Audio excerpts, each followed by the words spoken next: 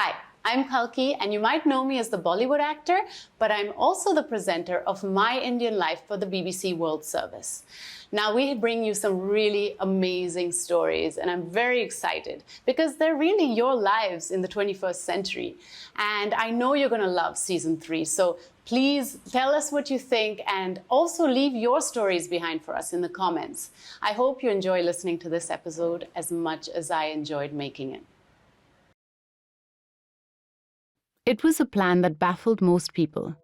But Siddharth Agarwal, a young engineer from Kolkata, was determined to see it through. In June 2016, he started walking along India's longest river, the Ganga. And his plan was to complete the entire length of the river by foot. This was no joke because that is a distance of 2,510 kilometers. And Siddharth was determined to finish this arduous walk, however long it took him. So, with his backpack fastened to his shoulders, a long walking stick, and his long beard, which, well, is just his style, Siddharth set off on this epic walk. It took Siddharth 6 grueling months to walk the entire length of the Ganga, from Kolkata all the way up to Gangotri, where the Ganga originates. In April 2017, he made it. He was exhilarated and completely exhausted after walking for half a year. But believe it or not, he was already planning his next walk along a different Indian river. I know what you're thinking. Why was Siddharth doing this? Siddharth wanted to understand India's rivers and the people around it better. He wanted to understand what troubles the river, what troubles the people who live close to it. He wanted to hear unheard stories about the river and its people. And one of the best ways to do that, he says, is by walking. So I had this hypothesis when I thought I should walk, that if I'm walking, I'll be able to meet more people and have discussions with them, get to know what they have to say. In a world where people have little or no time for themselves, let alone others, here's a man who wants to spend long hours understanding his environment. Today, everyone seems to be picking up the pace of life. So, how did Siddharth slow down? Did he plan to quit the city life like so many of us dream of? And how did his slowing down reveal to him his life's purpose? This is the story of India's river walker. I'm Kalki Kekla. From the BBC World Service, this is Kalki Presents My Indian Life, the podcast about being young and Indian in the 21st century. Season 3, Episode 9, River Man.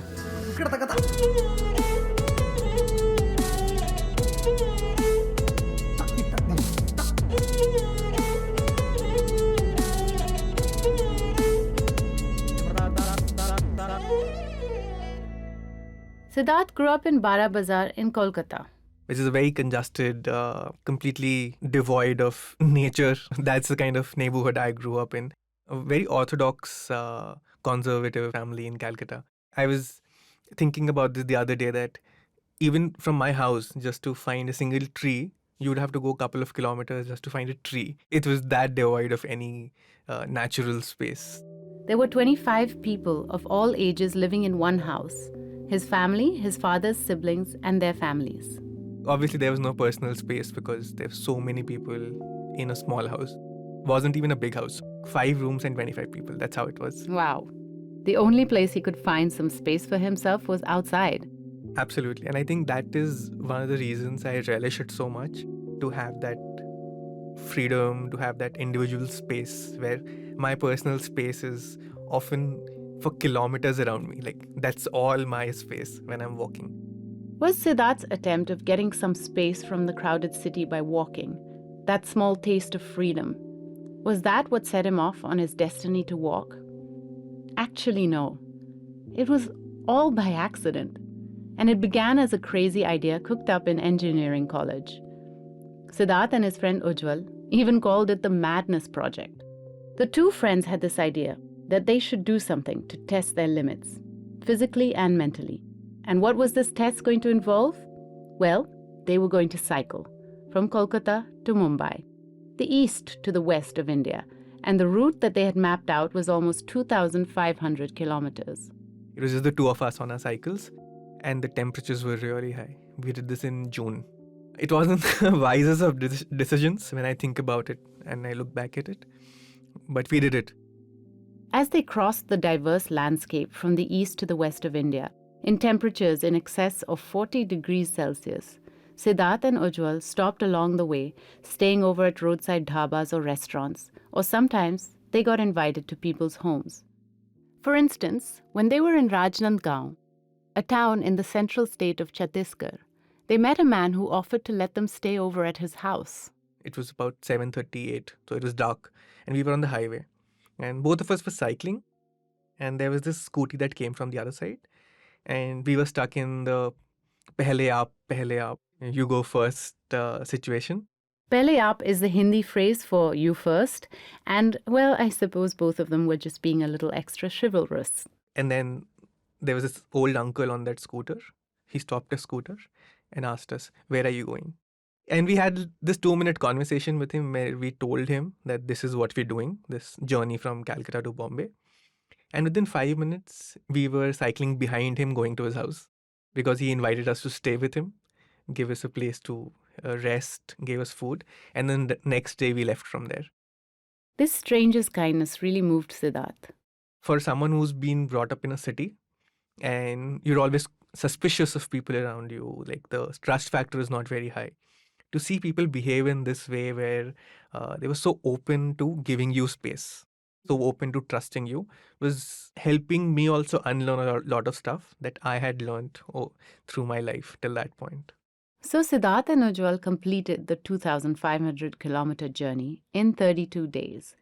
And that journey, the Madness Project, started a slow transformation in Siddharth, not just because he was beginning to trust, but also because while cycling the breadth of India, Siddharth realized that this journey was bringing him close to his country, and he was hungry for more. He wanted to spend more time talking to people along the way and actually get to know India better. But in order to do that, he felt that cycling wouldn't work. He wanted to go even slower. And what's even slower than cycling? I told my friend, I want to do this a lot more. And I told him that I want to walk.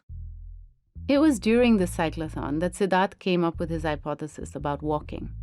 He felt that when you walk, you can have long, deep conversations with people. You can get to know the country and its people differently. Would it work?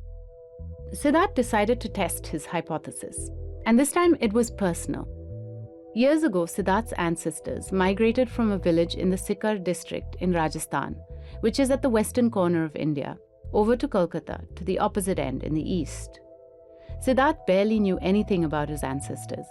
He had never even visited his ancestral town. So, that's where he decided to go and put his walking and talking theory to the test. Luckily for him, he found he was right. People were curious about him. This young man with a backpack walking along the road. They wanted to know if he was lost or he needed help. Why was he walking? Many of them would ask him that question, and it would become an icebreaker of sorts to get a conversation started. It's one of those times when people being nosy actually turns out to be a good thing. Through many such conversations, Siddharth also learned a lot about his family.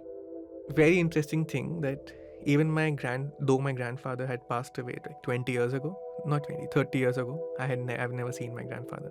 When I was walking, if I use his name, people would still recognize. The fact that you had fraternity and you had connections in such a large area was very interesting to note, that people still remembered by name, that there's someone by this name in a village nearby. Siddharth was improvising as he went along. Here he was, finding out more about his own family history through his walk. But he still wasn't completely happy. Something was bugging Siddharth. So when I was walking in Rajasthan, I realized that, okay, it's doing some of the stuff that I wanted to do, the idea of walking. But then I was always finding me back on the road, on the highway, or looking for a walkable path. So then the question started that, what is a path that you can choose where you're away from the road and still have something as a marker to take you with it? A marker for walking. A river. Since school, Siddharth had always been interested in issues related to the environment, especially water. And growing up in Kolkata, a city on the banks of the Hooghly River, water has a special place in his heart. So he decided to combine his two interests, walking and water. And the idea was thrilling. If he got off the road, won't he be able to reach the places that are more remote? What do people who live in such remote parts have to say? What is the state of the river like in these places? He had no idea if his plan would work, but he believed that something good would come out of it. Cut to 2016, to that grueling 6 months walk along the Ganga. The Ganga, as rivers go, is a pretty big deal. It is in fact the biggest river in the country. And I started very close from Calcutta, like just 100 kilometers from Calcutta, and then walked the river. That this is the river that's flowing from my city. I hardly know anything about it, or except the major centers like Banaras, Allahabad, Haridwar. That's the only places I know anything about the river. But what's happening in between these places? Walking was a very interesting way to think about learning. Before he set out on his walk, the ever methodical Siddharth started by researching the Ganga. He tried to make a list of the different things he wanted to learn about the river and the people living around it. The more I read about it, the more I saw that it was mostly the government, the bureaucrats who were talking about it, activists were talking about it, environmental researchers were talking about it. But where were the people of the river? Like, where were the people who live next to the river? What do they think? What do they think about the state of the river? He put together a route which involved tracing the river upstream 3,000 kilometers through West Bengal, Jharkhand, Uttar Pradesh, Bihar, Uttarakhand, and finally ending at Gangotri. And his plan was to ensure that he would move away from the road into paths that are in fact not reachable at all by a vehicle. Siddharth's parents were skeptical about the entire plan. They were also concerned for his safety. Without a doubt, they were worried. And I'm very stubborn. And I guess that kind of stubbornness is required to do something like this, where when you set your mind on something, you're doing it. But it wasn't always easy to convince them. But at some point, I also took the stance of, I am doing this and I want your support in doing this. And they have always been supportive, even with their worries and fears. They've always been supportive. So here's Siddharth, getting ready to go on his dream walk along one of India's most popular rivers. And then, coincidentally, one of his friends sends him this article about a man called Paul Salopek. He's an American Pulitzer Prize-winning journalist, and in 2013 he started something called the Out of Eden Walk, a walk to retrace our ancestors' global migration over 24,000 miles. That's 38,600 kilometers. That's a long walk. And it seemed like there was so much reflection of what was in my head in this article. And that's when I got to know about the Out of Eden Walk, where he is walking from Ethiopia across the world in the footsteps of how humans have discovered the world. It was almost like the universe was calling out to him. Salopek's project gave Siddharth inspiration. He felt he wasn't alone, that his idea wasn't crazy after all. Let's take a walk in Siddharth's shoes for a moment. Siddharth started his journey along the Ganga, and what an experience it turned out to be. As much as possible, Siddharth would walk in the cooler morning hours, often further away from the river to nearby villages to meet people, but then he always returned to the river. He would often try to start conversations with people he met as he walked. Most people would first want to know who he is and why he was walking in these parts of the country. Once a villager walked up to Siddharth and asked, "Do you have permission to walk here?" And this was a very common question. Like, I've been asked this since the first day of my walking, and I still get asked even today if I'm walking. And because it had happened so many times, and often it happens twice, thrice, 4 times a day, so it gets irritating, obviously. But then I have to remind myself that people are not supposed to know that I have already answered this somewhere else. This is a pretty patient attitude to have, and one that I guess Siddharth needs in order to do the work that he does. This observation of Siddharth's is pretty true. In rural India, we barely see urban dwellers walking through their villages. City folk are either in a car or a motorbike when they pass through the hinterland. But here was Siddharth, who clearly looked different, was doing something so unusual and unexpected. In my head, I was thinking, do I want to engage, or should I just give a cheeky answer and move on? I responded with, when was the last time you had asked someone on a car or a motor vehicle for a permission? And that person was thinking about the answer. And it's in that moment that it really struck me. Why am I getting annoyed? This is a success of the hypothesis that walking makes you common enough for someone to directly come and ask you a question like that. But while there were some people who were suspicious about Siddharth's intentions, there were others who were immensely kind to him. For instance, a typical day for Siddharth begins with an early breakfast of roti and sabji, wherever he's staying the night, most likely at someone's house, and his hosts wouldn't let him leave without eating something. And that's just incredible that you're actually invading someone's private space, but they are inviting you in. They give you food, and they often say, folks, when I'm leaving, you're going in a certain direction. I can just drop you with my bike by the end of the day. Why don't you spend more time with us? And this is incredible to hear. And also, makes it visible that people are looking for connection. People are looking for someone who's listening to their stories. After the initial curiosity about Siddharth's walking had been addressed, a topic that would often come up in conversations is climate change. At this moment, I'm thinking of Archana Sareng again from the last episode. Undoubtedly, people will tell you that the climate has changed. They won't use the same language, but in their own way, people express this feeling of change, this feeling of the weather becoming very erratic, the weather not being stable, something that they're very used to. At each step of the way, Siddharth learned something new about the river and the people around it. One day, Siddharth says he was on a river island that had recently surfaced because the river had shifted its course. So this piece of land used to exist, then the river took over, and then after 2 decades it had come back again. I met a man on that river island who had waited 2 decades for his land. He remembered tilling that land 20 years ago. He went and did labor work for 20 years, waiting that someday his land will come back. And 20 years later, he was back on his land, tilling it to farm it for mustard. Siddharth says that it's us humans in the city who try to put boundaries around rivers for our own benefit. But the river doesn't quite understand these arbitrary lines drawn with a pen on paper.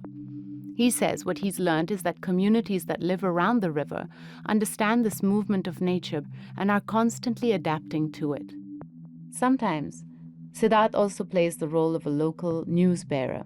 He says many times the communities who live along the river aren't always aware of what's being planned around them.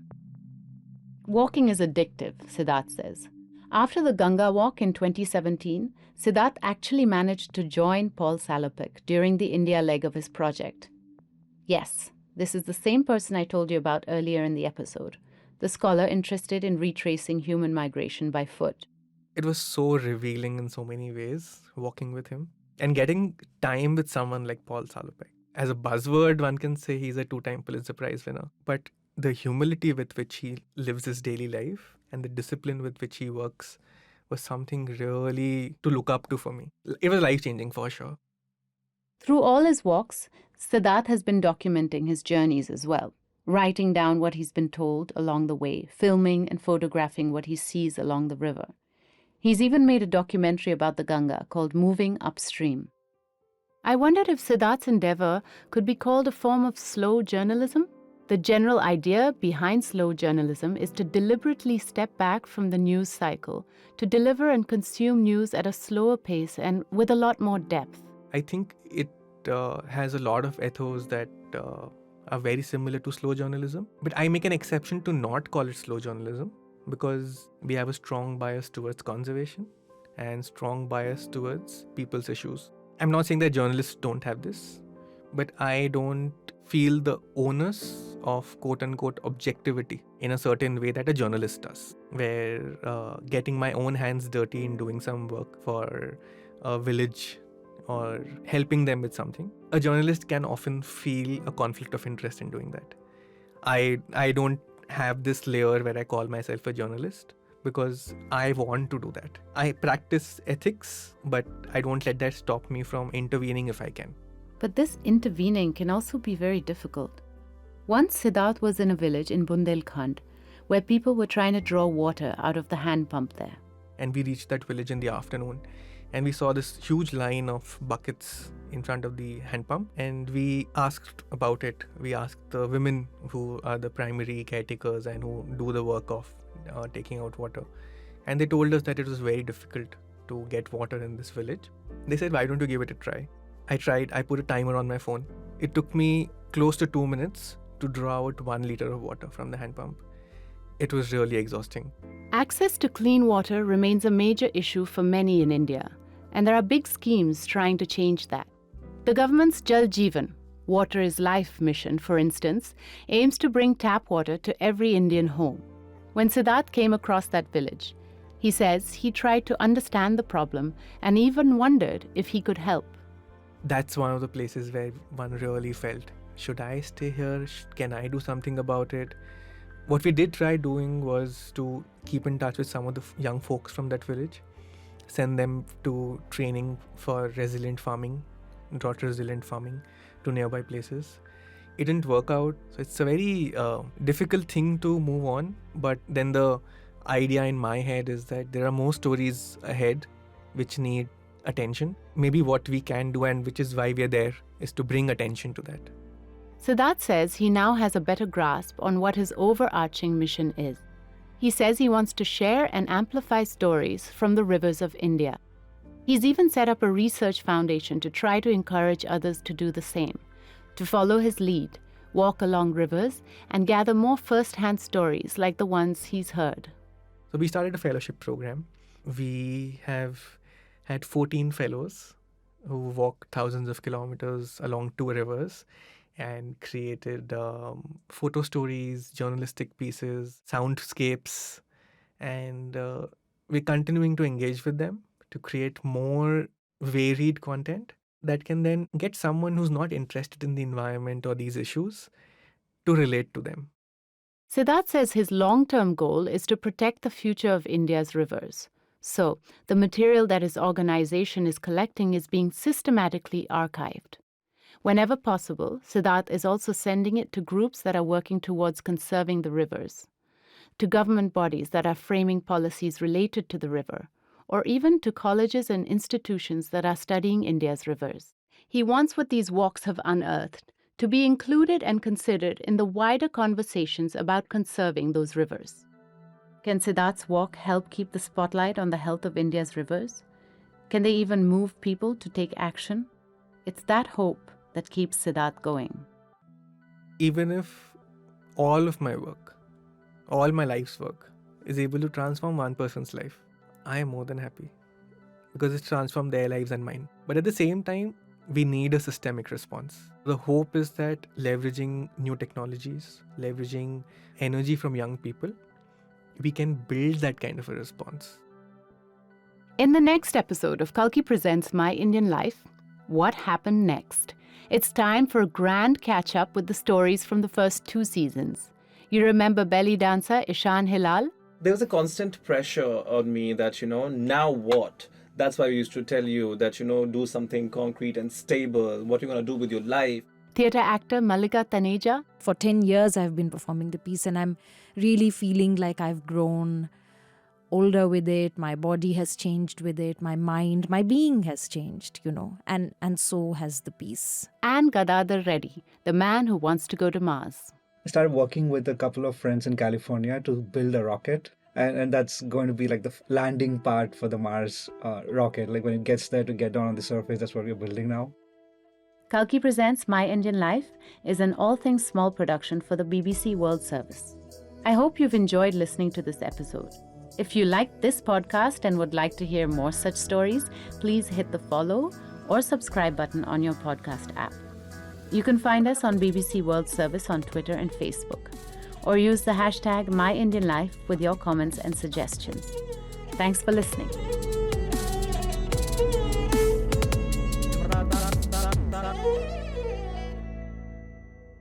This season of Kalki Presents My Indian Life has been researched, scripted, and produced by Archana Nathan.